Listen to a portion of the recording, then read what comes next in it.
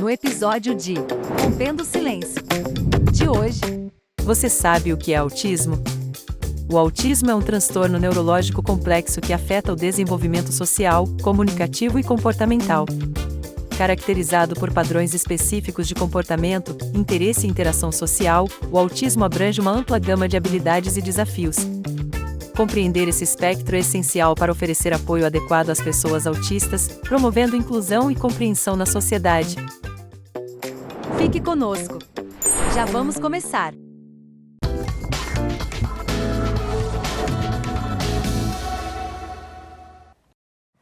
Olá a todos, boa tarde. Boa tarde, Bruna. Boa tarde. Então, estamos aqui novamente com o nosso programa Rompendo o Silêncio. Trouxemos hoje um tema bem comentado atualmente, né? Vamos falar um pouco mais sobre ele, que é o autismo. Então, o tema hoje está bem legal, a gente vai descobrir juntos, né, como é ser um autista, como lidar com uma pessoa autista, né, Bruna? Sim, temos especialista, inclusive uma mãe que vai tratar desse assunto juntinho com a gente, vai contar suas experiências, suas descobertas, fica com a gente. Vamos à primeira matéria e já voltamos. O autismo em crianças é um transtorno do neurodesenvolvimento que geralmente se manifesta nos primeiros anos de vida.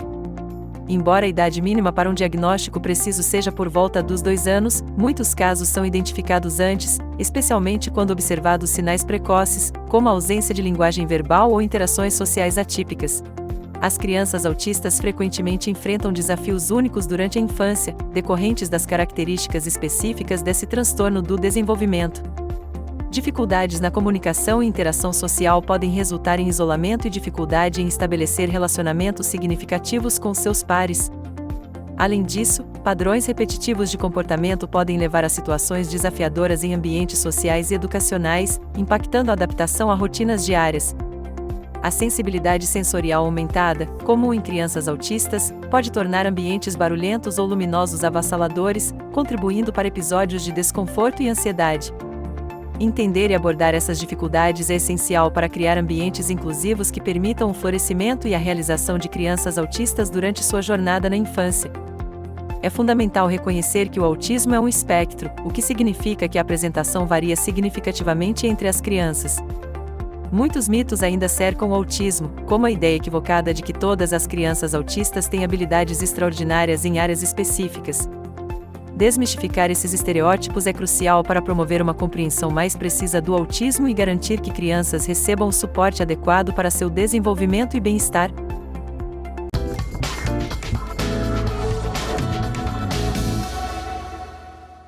E aqui estamos de volta para dar início a este assunto que é o autismo, né? Trouxemos aqui a doutora Kelly, que ela é pediatra e vai falar um pouco mais com propriedade sobre esse assunto pra gente, né? Para você que está em casa, você que de repente está passando por um momento desse que descobriu o diagnóstico de um familiar, de um filho que é autista, então a doutora vai nos ajudar, sim, a falar mais sobre esse tema, né, Bruna? Sim. Doutora Kelly? Olá, prazer estar aqui com vocês e esclarecer um pouco mais sobre esse assunto que eu gosto tanto de falar e ensinar. Doutora, boa tarde, seja bem-vinda. E para a gente dar início ao nosso programa, a gente tem uma primeira pergunta.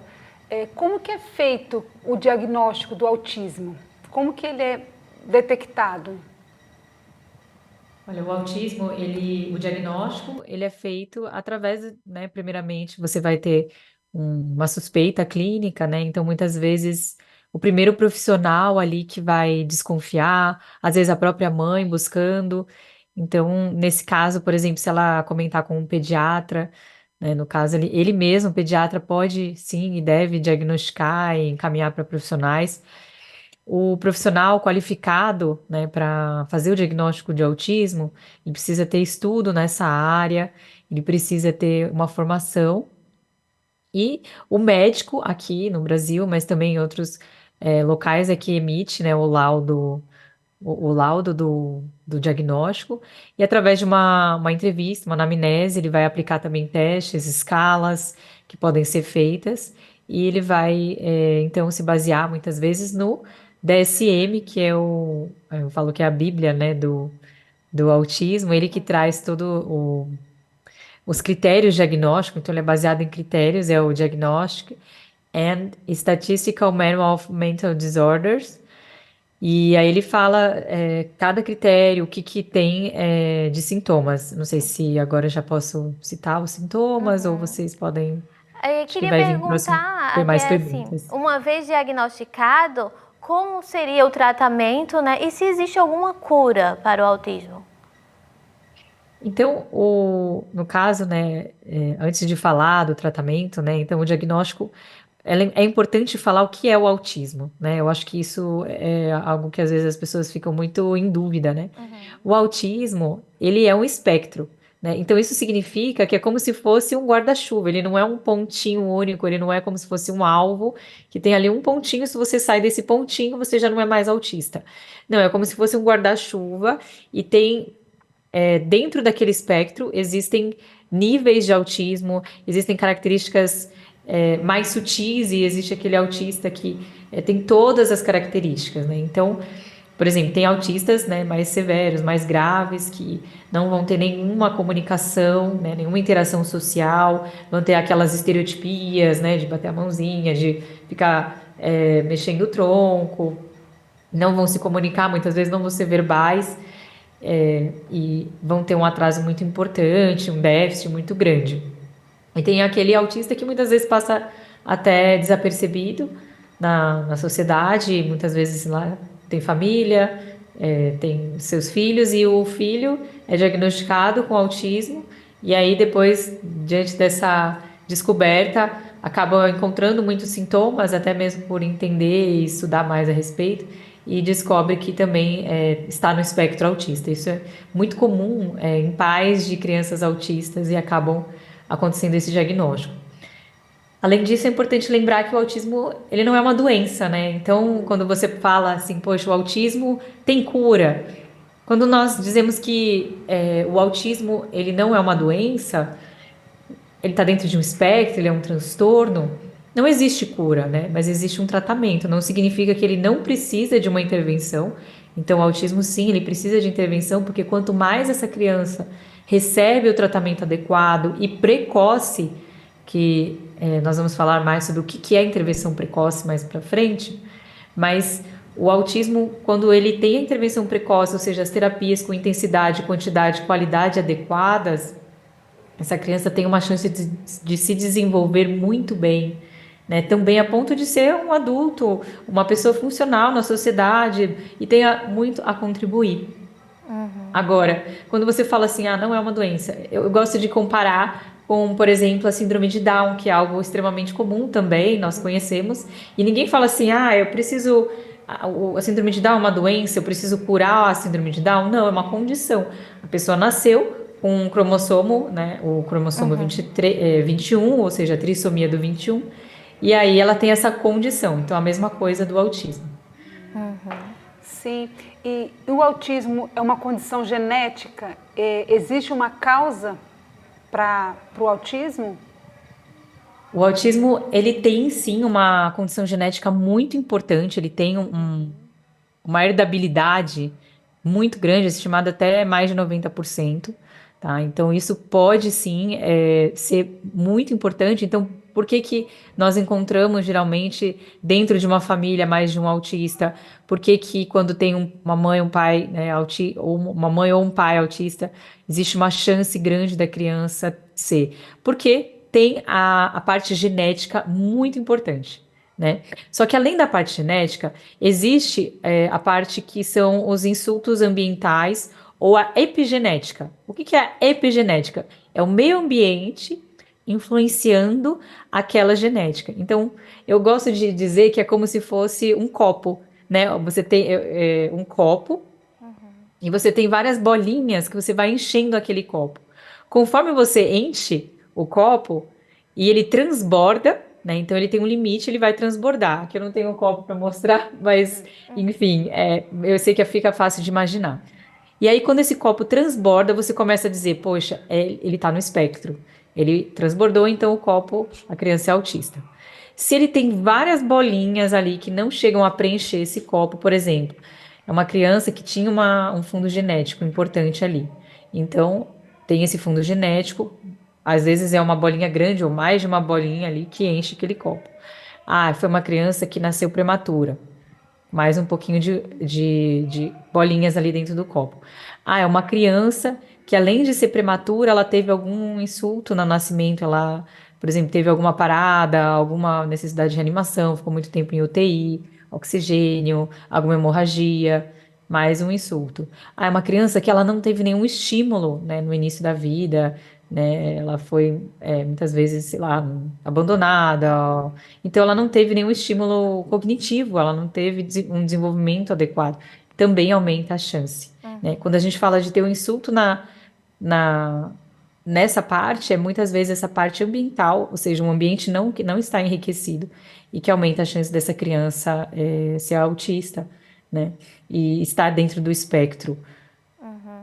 Ao mesmo tempo que uma criança que é menos grave, ou uma criança que poderia ser muito grave, um autista severo, um autista a nível de suporte 3, ele pode ser menos, né? Ele vai diminuir esse nível de suporte até a chegar, você fala assim, nossa, aquela pessoa nem sei que ela é autista, ou nem parece. Por quê? Porque ela teve os estímulos adequados, então foi estimulada desde o início e aí acabou não é que sai ou entra do espectro, é que realmente você não consegue fechar um diagnóstico porque ela não preenche todos os critérios, né? A gente está falando de critérios bem estabelecidos. Entendi. Então, todos esses fatores que você falou, quando a criança nasce prematura, ou existem alguns outros, só que tem que ter esse fator genético, né? Sim, normalmente sim. Quando você fala de autismo, tem que ter um fator genético, provavelmente ele tem, não significa que você consiga identificar. Então, hoje a gente tem muitas formas, né, de identificar isso. Então, você pode fazer desde o cariótipo e ter uma alteração. Por exemplo, uma criança com síndrome de Down, ele tem mais chance de ser autista. Né? Por quê? Porque ele já tem alguma alteração genética ali.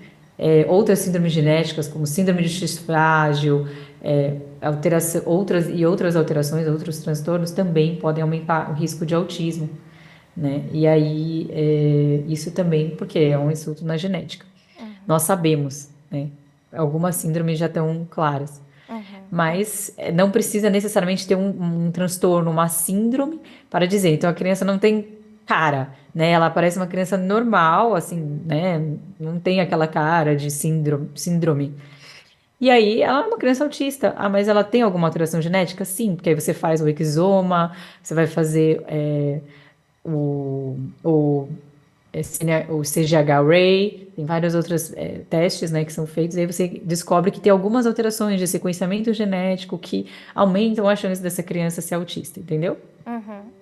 E quais são os sinais precoces do autismo em uma criança?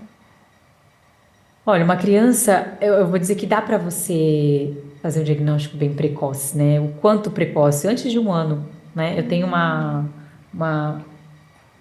amiga, né? Na verdade, uma colega amiga que também se tornou amiga, que ela diagnosticou praticamente o filho dela com 2 meses de vida.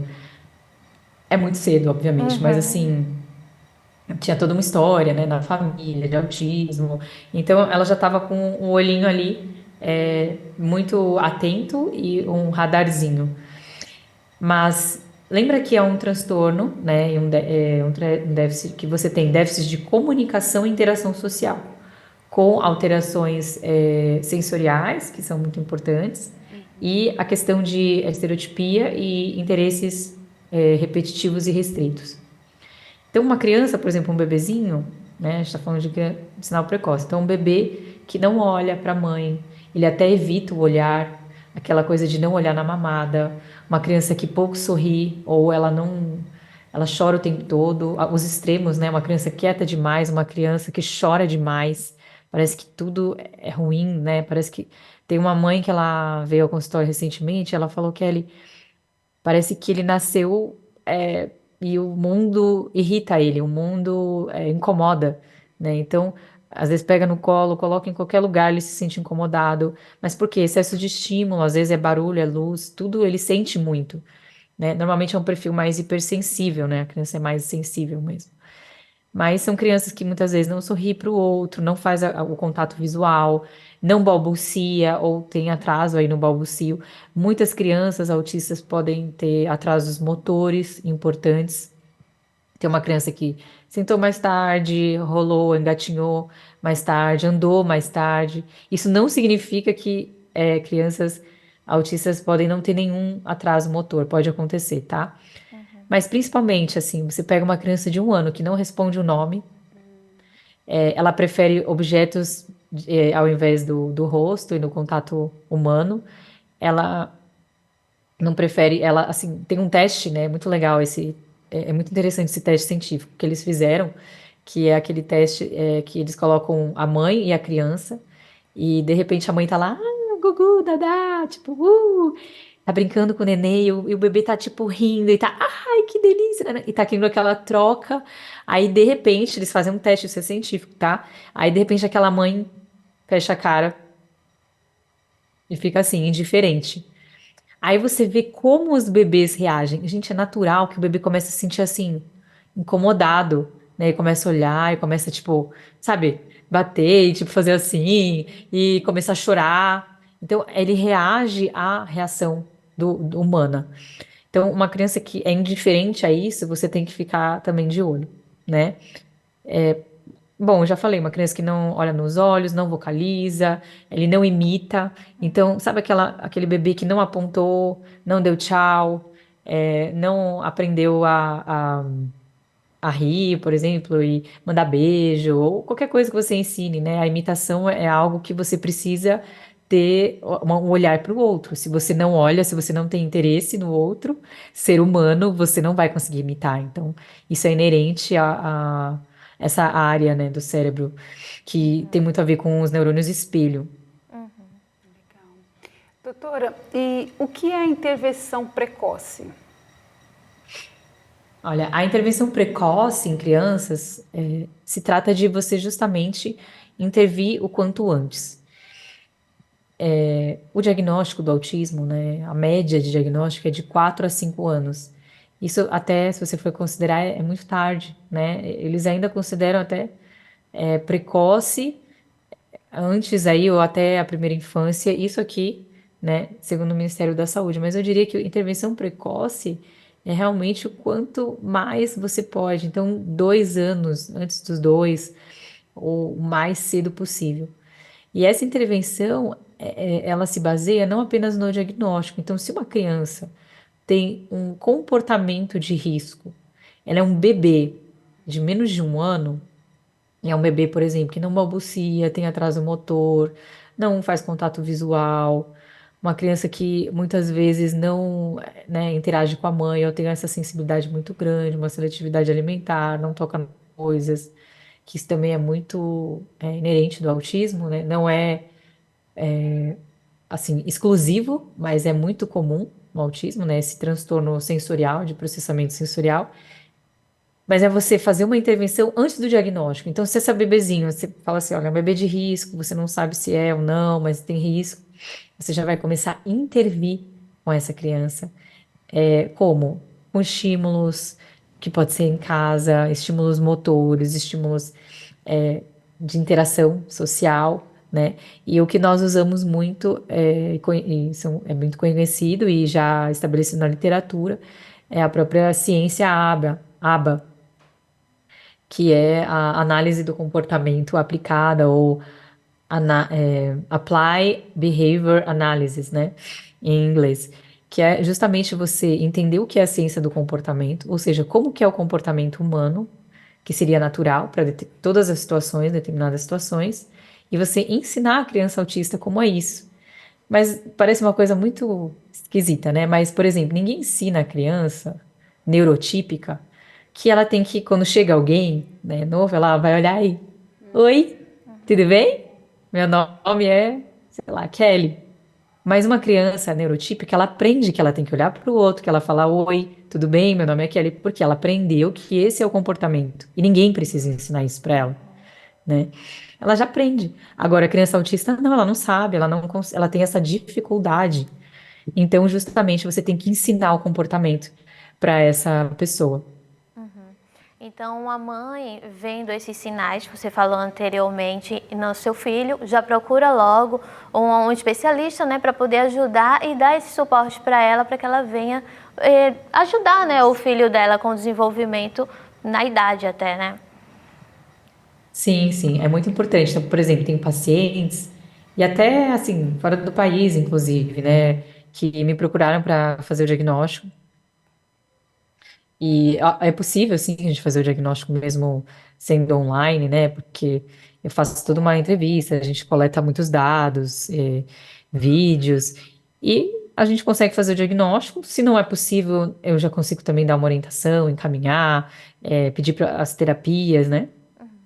E aí essa mãe também já começa a estimular essa criança de uma maneira diferente, com outro olhar, né? Estudando também, estudando sobre aba, estudando comportamento, porque a criança ela descobre o mundo, né? E ela acaba entendendo como é essa experiência. Então é muito importante que ela aprenda de forma que isso seja benéfico para o bebê, né? E quanto antes esse bebê puder ser estimulado, melhor, né? A ciência mostra que quanto antes for feita essa intervenção precoce, você tem ganhos assim absurdos para a criança. E uma criança com uma idade maior, né? 5, 6, 10 anos, quais são os principais desafios que ela pode enfrentar? Olha, assim, são inúmeros, né? Eu acho que cada idade tem o seu desafio, mas sempre vai ter esse desafio, né? Dependendo da idade e do grau de comprometimento, essa criança vai ter dificuldade de interação social, né? Então, se é uma criança que tem um nível de suporte mais menor, né, um leve, e ela é verbal, ela fala, ela tem dificuldade de entender as pessoas, de expressar as emoções, porque é muito concreto. O autista, ele é literal. Então você fala assim, ô, não, como é que é? Para de ficar aqui no... Como é que fala? Nossa, eu fiquei tão cansada que eu tô do avesso, sabe? Assim, às vezes você sabe quando você fala uma coisa e a pessoa fala, nossa, como é que ela tá do avesso, como é que ela, entendeu? Ela começa a pensar nesses ditados, essas expressões de linguagem. Então, nossa, você tá com tanta fome que você tá comendo o pé da mesa. Gente, não é que a pessoa vai comer o pé da mesa, entendeu? Ela tá com fome que ela comeria qualquer coisa. Só que pro autista não, ele começa a imaginar a pessoa comendo o pé da mesa. Então, assim, entender essas expressões, entender os sentimentos, até as intenções humanas que o comportamento humano ele não mostra, né? Muitas vezes você tem que ler as entrelinhas, né? São as ironias, as intenções. No adolescente, por exemplo, tem a relação com o outro, né? Essa necessidade de ser aceito. Então, você, ao mesmo tempo, não se sentir parte e querer ser parte, né, de algo, porque o autista ele se sente diferente, né? Ele sabe às vezes que é diferente mesmo sem o diagnóstico e não entende por quê. Então, nível de depressão, ansiedade, dificuldade de aprendizagem, a parte sensorial é muito importante. Então, a criança tem seletividade alimentar, tem uma intolerância aos sons. Então, a gente pode dar uma pausa agora para a gente falar com a outra mãezinha que também está na linha. Vai falar um pouco mais, né, como ser uma mãe de uma criança autista e também ela até se descobriu que ela é autista. Bem interessante esse caso também, doutora Kelly. Verdade. Tá bem? Eu gostaria de agradecer pela sua participação. Realmente tenho certeza que ajudou muitas pessoas que estão assistindo para saber mais, né? Estar mais adentro deste assunto. Ficarem atentos, né, aos sinais no início, né? Sim, sim. Te esperamos em uma outra ocasião, tá bem? Não, muito obrigada pela participação aí. Para quem quiser conhecer meu trabalho, eu tenho as redes sociais, o meu é @pediatria descomplicada, vocês colocaram aqui. Também tem um outro Instagram que chama Doutora Kelly Oliveira M. Tem canal do YouTube também, blog, Instagram. Então vocês podem me encontrar em todos esses locais, tá bom? Tá bem, Muito obrigada. abraço, sucesso. Obrigada. E vamos agora chamar mais uma matéria e logo voltamos para falar mais sobre esse assunto. O autismo em adultos frequentemente se manifesta com a habilidade camuflada de características autistas. Alguns indivíduos aprendem a mascarar seus traços, imitando comportamentos sociais aceitos, o que pode incluir manter contato visual, seguir normas de etiqueta social e disfarçar padrões repetitivos de comportamento. Essa habilidade de adaptação pode ser uma estratégia de enfrentamento eficaz, permitindo a inserção social, mas também dificulta a detecção do autismo por profissionais de saúde, amigos e familiares. A ausência de diagnóstico na fase adulta pode resultar em desafios substanciais. Dificuldades nas interações interpessoais, relacionamentos amorosos e ambientes de trabalho são comuns, uma vez que as nuances sociais podem não ser compreendidas totalmente. O estigma em torno do autismo pode levar a mal-entendidos e à falta de apoio adequado, impactando a saúde mental e o bem-estar emocional. Diagnosticar o autismo em adultos é desafiador devido à diversidade do espectro e à complexidade das características. Algumas pessoas podem não buscar avaliação devido à falta de consciência sobre o autismo em adultos ou receios relacionados ao estigma. Além disso, a sobreposição de sintomas com outros transtornos mentais pode dificultar o diagnóstico preciso. A falta de rastreamento sistemático e de compreensão generalizada sobre o autismo em adultos contribui para o subdiagnóstico e atraso no acesso a intervenções e apoio necessários. Esses obstáculos destacam a importância de aumentar a conscientização e melhorar os protocolos de avaliação para garantir que adultos no espectro autista recebam a atenção e o suporte adequados.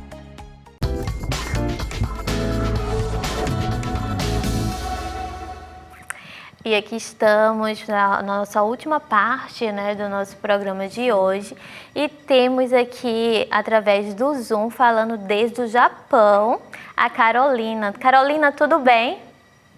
Tudo. Primeiramente, olá as tarde. apresentadoras, olá ao público.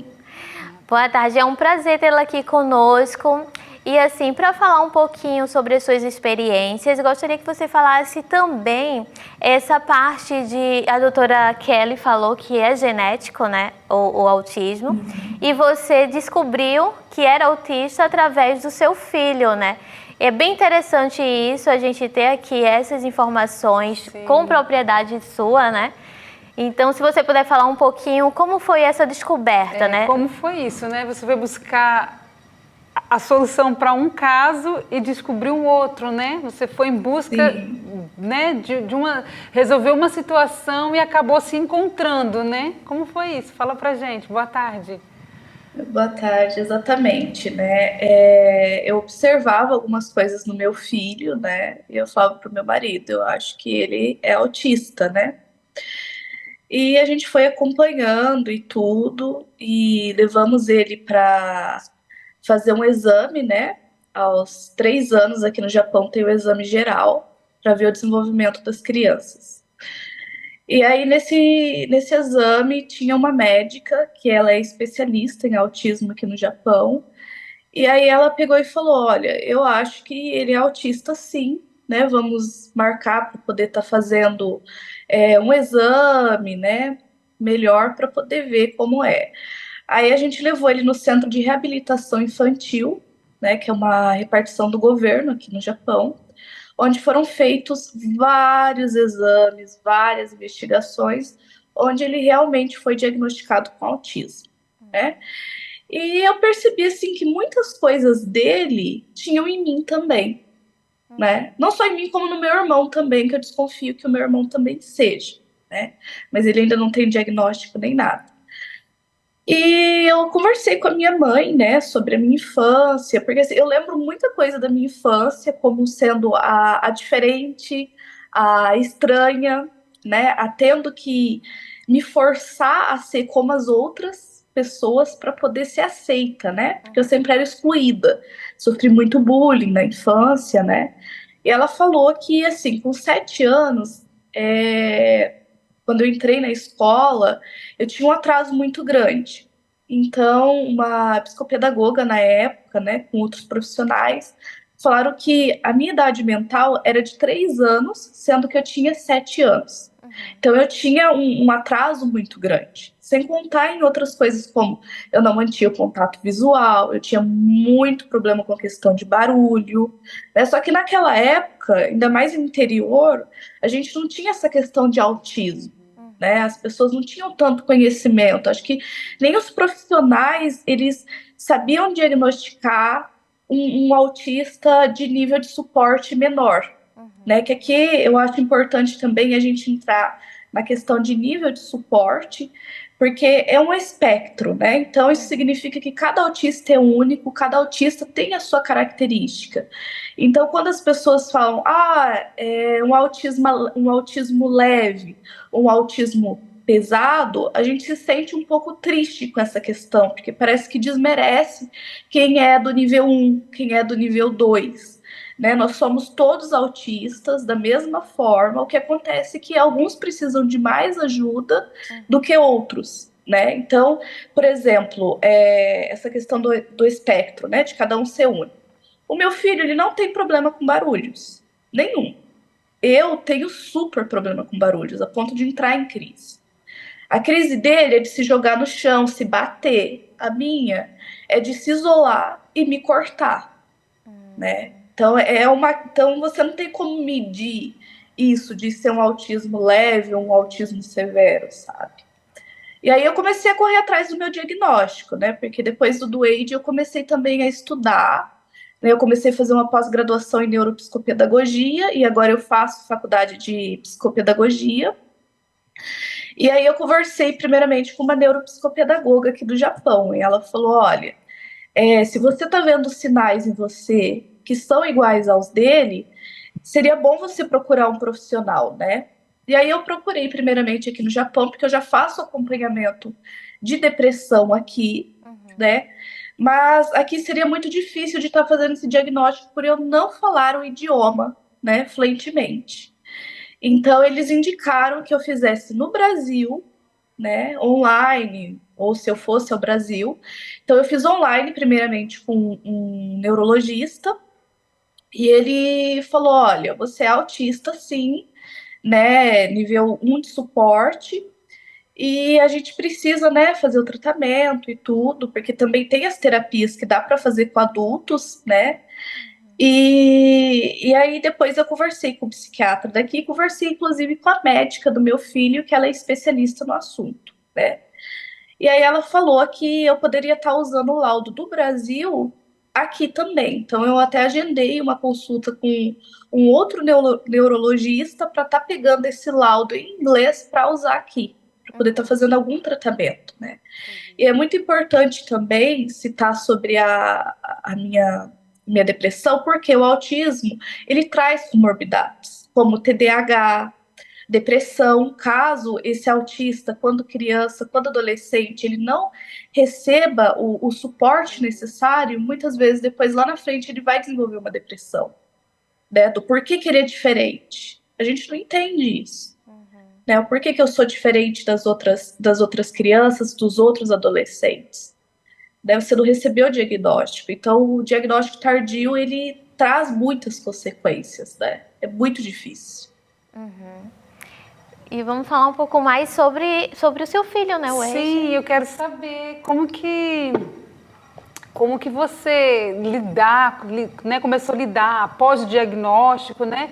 Como você começou a lidar, quais foram os seus desafios, né, que você, né, enfrentou com ele durante o processo de descoberta, a rotina dele, como que é a rotina dele, se ela pode ser alterada, como que é isso?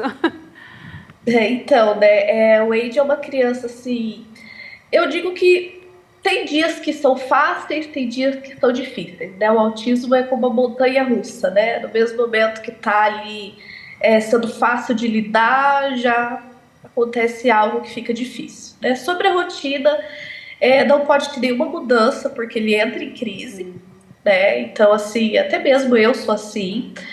Então, qualquer coisinha assim, por exemplo, a gente fala pra ele, olha, Ed, a gente vai cortar o seu cabelo, depois a gente vai na sorveteria, né? E, de repente, não dá pra ir na sorveteria. Ele entra em crise. E aí, essa crise é muito difícil de estar controlando, né? Você tem que abraçar ele. Ele é uma criança, né, um autista, que gosta de toque, né? Então, assim, tem essa diferença, né? Porque tem autistas que não gostam de toques, mas ele gosta e muito. Então a gente abraça, acalenta ele ali, né? Tem que ter toda uma paciência. Ele tem 5 anos, mas a mentalidade dele é de 2, né? E a interação social dele é de 1 ano e meio. Ele entende português, mas ele só fala japonês. Então, assim, até mesmo na escola, os amiguinhos gostam muito dele, os amiguinhos tentam interagir, tentam, né, ficar ali com ele. Só que às vezes ele quer ficar sozinho, ele quer ficar isolado. Então, assim, tem dias que eu deixo ele na escola, ele vai andando, ele tá todo animado, e aí eu fico super empolgada, super feliz, né? Mas aí quando chega lá, ele já senta no cantinho dele, fica olhando pro nada, entra no mundo dele, né? Então, às vezes, eu choro com isso, né? Porque é triste pra mãe, né? Porque eu lembro muito da minha infância, porque eu era assim. E aí eu tenho até medo de que aconteça com ele, né? O bullying.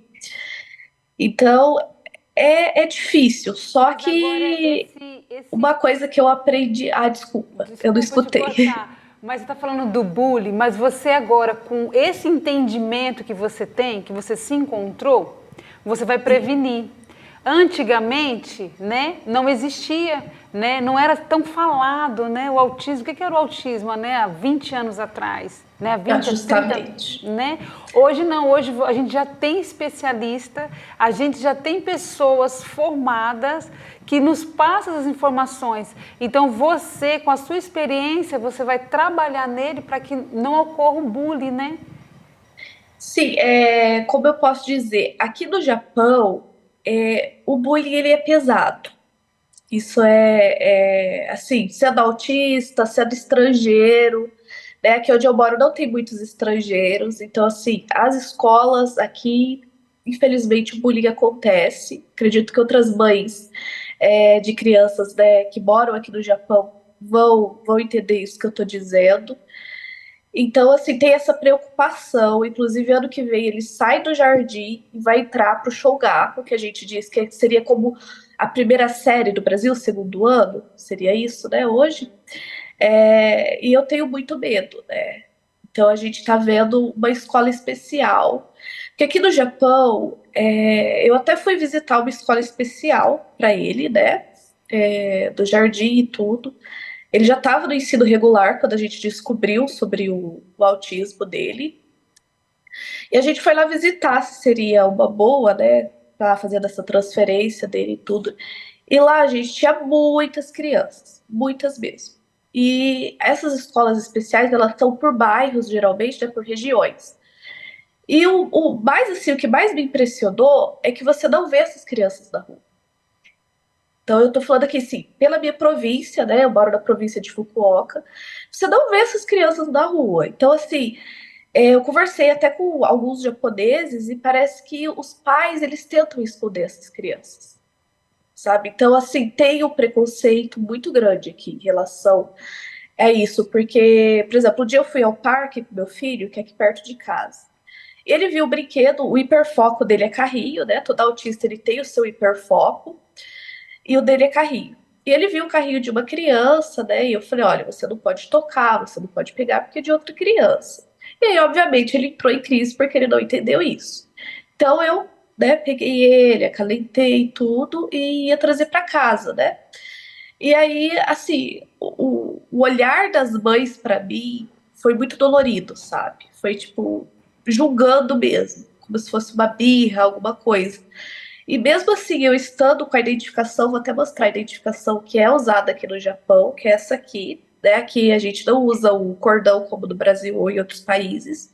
Esse aqui é para doenças, deficiências ocultas, então autismo, às vezes a pessoa tem uma deficiência também visível, né? Também pode estar usando. Então, esse aqui seria o símbolo, né, que a gente usa aqui, que pode colocar na bolsa, qualquer outro lugar que fique visível. E eu uso no carrinho dele. Então, mesmo vendo isso, esse símbolo, as mães olharam julgando, sabe? Seria tipo, como que você sai de casa com o seu filho? Sabe? Seria essa questão. Então, aqui é bem difícil. Entendi. E assim, eu gostaria de te perguntar que antes de você saber o diagnóstico dele, você tinha uma reação com ele, né? E assim, antes de você saber também o seu diagnóstico. Então, de repente, como era esse comportamento? Se não tinha muita paciência, como você tratava, vendo que ele tinha todos esses sintomas. Qual a diferença do antes e depois que você soube que ele tem autismo e que você também tem? As coisas mudaram, sua visão de olhar ele mudou? Sim, sim, super mudou, né? Eu acredito que assim, antes, não é que. Assim, eu tinha paciência, né? Às vezes a gente perde a paciência, mas quando eu perdi a paciência, geralmente eu ia para um canto para me acalmar por conta da minha depressão, né? E o TDAH que eu também tenho, então às vezes eu fico bem assim. Então às vezes eu entrava em crise e eu nem sabia que era por conta do autismo, né? E depois que ele recebeu o diagnóstico, né, eu comecei a parar também de cobrar, porque eu ficava, gente, por que que todas as crianças da idade dele faz isso e aquilo e ele não faz? Então eu tinha uma certa cobrança, né? Eu me sentia frustrada, eu me sentia muito triste. E depois dele receber o diagnóstico, eu comecei a entender, entendeu? Eu comecei a ficar assim, não, eu não posso cobrar ele, né? Eu tenho que ter paciência, eu tenho que ensinar ele no tempo dele, no desenvolvimento dele. Claro, a gente tem a estimulação com terapias, estímulo em casa, mas é ele no tempo dele, né? Porque ele é uma criança assim que não adianta você ficar falando toda hora, sabe? Você tem que deixar ele no tempo dele. Então, por exemplo, ele tinha, né, o costume de costume não, né? Babava na mamadeira e ele largou um pouco tarde, mas foi por ele, entendeu? A gente não pode estar forçando isso. Foi por ele mesmo. Entendi. Legal. E eles são muito carinhosos, né? Ele é super São, carinhoso, né? né? E São a muito forma dele carinhosos. demonstrar carinho é uma forma assim, bem diferente. Né? Ele gosta de encostar o rosto, tanto em mim quanto no pai, né? Ele encosta a testinha aqui assim, fica olhando nos nossos olhos. E ali ele fica passando a mão, sabe? É a forma dele de demonstrar carinho, Que lindo. né? Porque tem autistas que eles, sim, tem o problema, né, de manter o contato visual e tem outros que não. Eu, após tanto assim, as pessoas falarem, olha no olho, né? Parece que você tá mentindo ou algo assim, né? Principalmente quando eu entrei na adolescência. Então eu me forço a olhar nos olhos. Incomoda, às vezes, incomoda muito, principalmente quando são pessoas desconhecidas. Mas o Wade, ele não tem esse problema, né? Ele gosta de olhar nos olhos das pessoas. Que lindo. Ai, Carol, nosso tempo é tão curto. Pois é. A gente provavelmente vai ter um Curto, né? próximo e a gente vai te convidar para participar com a gente. Muito obrigada, tá? A gente vai assistir um testemunho agora. Fica com a gente até o finalzinho, tá bem? Sim, sim, com certeza. Um abraço e vamos deixar também aí o seu Instagram, né, que você fala também sobre um autista no Japão, para que as pessoas também estejam por dentro desse seu momento, tá bom? Um abraço, Muito obrigada. Deus abençoe. Um abraço, muito obrigada. Meu nome é Beatriz, eu tenho 22 anos e desde a minha infância eu tinha muitos problemas espirituais. Após o meu nascimento das minhas irmãs, por sermos trigêmeas, os meus pais se separaram e minhas irmãs morreram. Então eu comecei a crescer com um complexo, me sentindo culpada. Então eu tinha esses pensamentos de que eu era inútil, de que as pessoas não gostavam de mim. Na hora de dormir era muito difícil porque eu insistia que eu não estava com sono, para mim não ficar sozinha. Quando a luz apagava, para mim era um tormento, porque eu me sentia sufocada. Eu ficava uma voz na minha cabeça, muitas vezes falando para mim abrir a janela, para mim olhar lá para baixo, para mim pular, que eu não ia me machucar. Muitas vezes eu via vultos chamando o meu nome e aquilo era muito assustador. Aí eu fui crescendo, fui entrando na minha adolescência e aí foi onde eu descobri um mundo novo. Comecei a dormir muito na casa de amigas e a gente passava a noite em festas, bebendo, dançando e eu só voltava para casa na segunda-feira depois da escola. E no meio dessas amigas, teve uma que eu comecei a me envolver e a gente acabou tendo um relacionamento. Eu não sabia nada sobre essa parte de sexualidade e foi onde ela foi me ensinando, né, de um jeito ruim, e quando foi ver a gente já estava se envolvendo.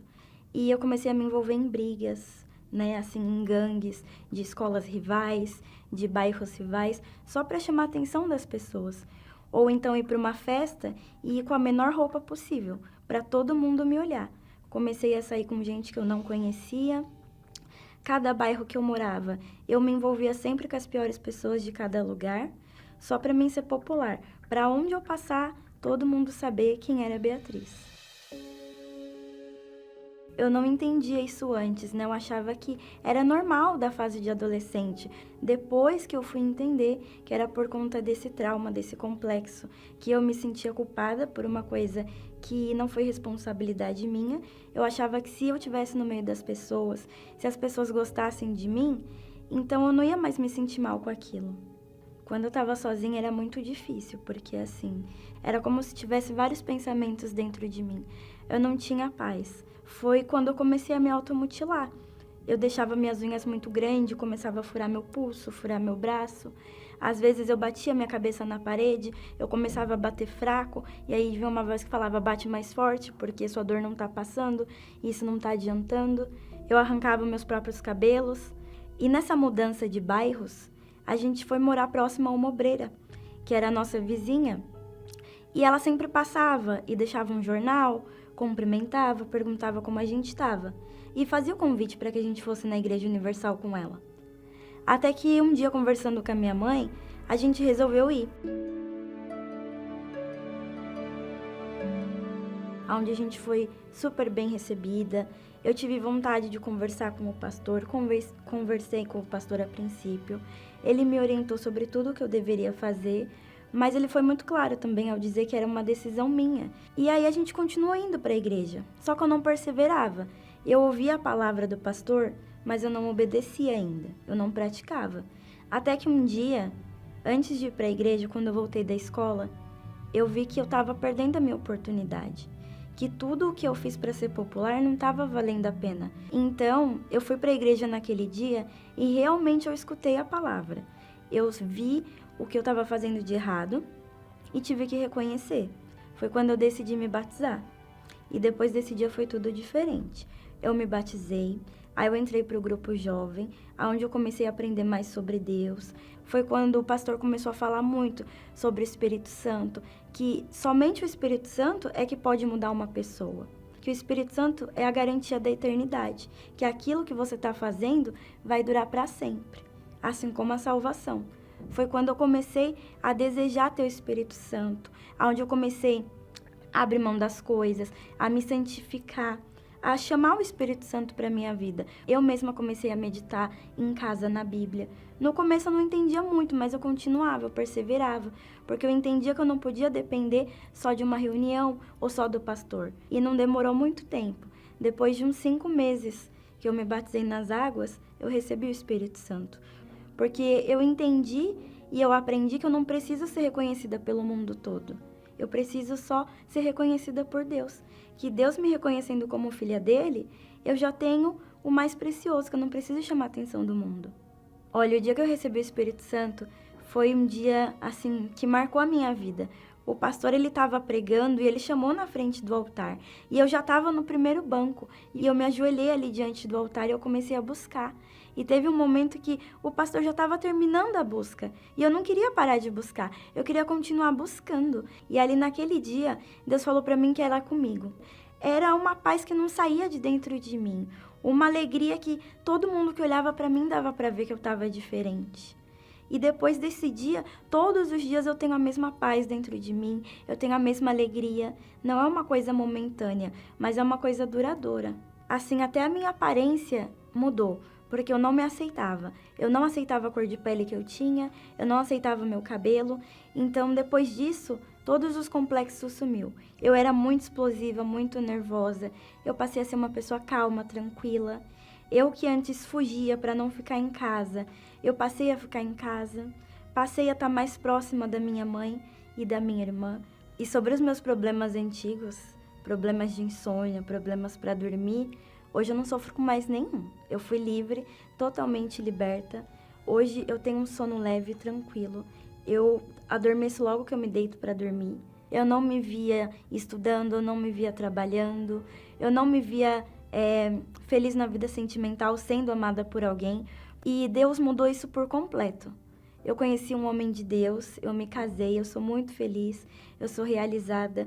Hoje eu já trabalho por conta, eu estou estudando na área que eu quero me aprimorar profissionalmente.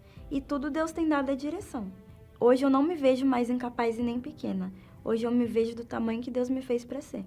O Espírito Santo, para mim, ele é o meu amigo, mas ele também é o meu professor, ele é o meu guia. Ele me corrige quando eu estou errada, quando eu estou deixando de dar ouvidos à voz dele, mas ele também me mostra o caminho que eu tenho que seguir. Ele fala, olha, vai por esse caminho, vai ser difícil, mas eu estou com você. Como eu te disse desde aquele dia, você não está sozinha. Eu não tenho temor da morte, eu não me desespero, ao contrário das pessoas, porque eu sei que a minha alma vai ser salva e eu sei para onde eu vou. E que lindo o testemunho da Beatriz, né? Ela contou aí a história de vida dela, como era antes a vida dela, se mutilava, tinha depressão, tinha um vazio, e como ficou depois que ela chamou, ela convidou o Espírito Santo para entrar na vida dela. Tudo mudou, né? Ela é testemunha disso, assim como nós também.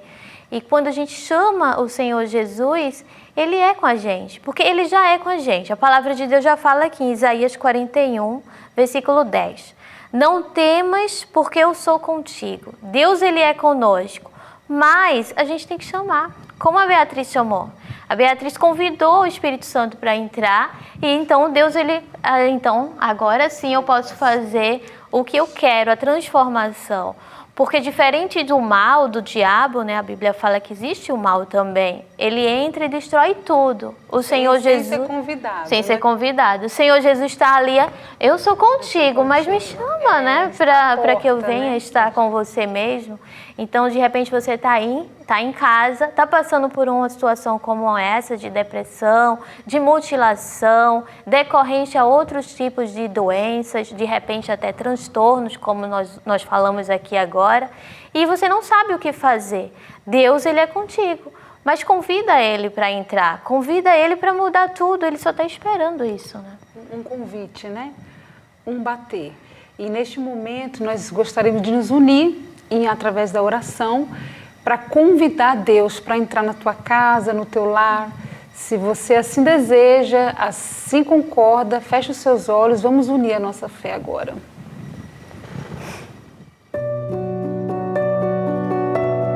Senhor, nosso Deus e Pai, meu Deus, em nome do Senhor Jesus, nós te pedimos aqui, ó Deus, por cada pessoa que esteve conosco nessa programação. Pessoa essa, meu Deus, que através de um diagnóstico, de uma notícia, de uma tragédia, seja lá o que foi, meu Deus, ela se sente culpada. E com essa culpa, ela vem se mutilando, ela vem, meu Deus, destruindo o seu próprio corpo. Através dessa culpa, ela tem manifestado essa tristeza, essa dor. Meu Deus, visita a cada pessoa nesse momento. Pessoa que tem sofrido, como a Beatriz sofreu, meu Deus, com depressão. Sofreu com angústia, se trancava, se isolava. Meu Deus, visita agora essas pessoas. Meu Deus, nós convidamos o Senhor para entrar nesse lar, meu Pai, porque essa pessoa está com a gente, ela se uniu em oração conosco e o Senhor está batendo na porta. Então entra nesse lar agora, entra nessa casa, remove, meu Deus, esse espírito de depressão, essa dor, essa tristeza que essa pessoa carrega no seu corpo. Vem de encontro a essa criatura, meu Deus, para salvar, para libertá-lo, para trazer o alívio que a alma dela tanto procura, que a alma dela tanto deseja. Meu Deus, nós entregamos todos em tuas mãos, meu Pai, que através dessa oração, dessa programação, ela receba força, coragem para chegar, meu Deus, em uma de nossas igrejas universal, espalhada por esse mundo afora. Nós sabemos que tem pessoas nos ouvindo, meu Deus, dos 4 cantos desse planeta e nós sabemos também que lá no cantinho existe uma igreja universal de portas abertas a esperar por essas pessoas. Nós entregamos todos em tuas mãos e te agradecemos, meu Deus, por cada vida que nessa tarde, meu Pai, se uniu conosco, em o nome do Senhor Jesus. Amém. Chegamos ao fim né? Infelizmente acabou, mas teremos mais em breve, né? Próximo, né? Próxima semana, né? Isso Temos mesmo. um novo tema e convidamos você para estar com a gente. E aqui em Toronto nós temos o endereço da nossa igreja, que está na 2420, na Daphne Street. Né, tem o telefone no rodapé, você pode estar ligando, estar chamando. E aonde você estiver, existe uma igreja, existe um templo de portas abertas te aguardando. Põe no site o seu endereço, a sua localidade, que o Google vai te ajudar, tá Isso bem? mesmo. Deus abençoe e até a próxima.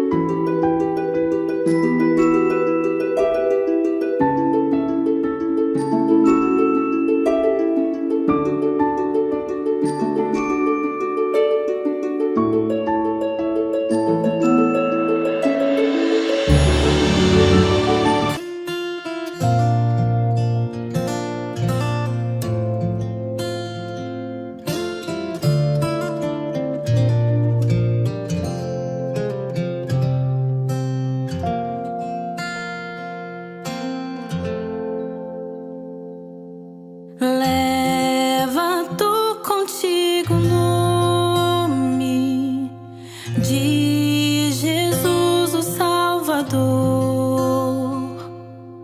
Este nome dá conforto.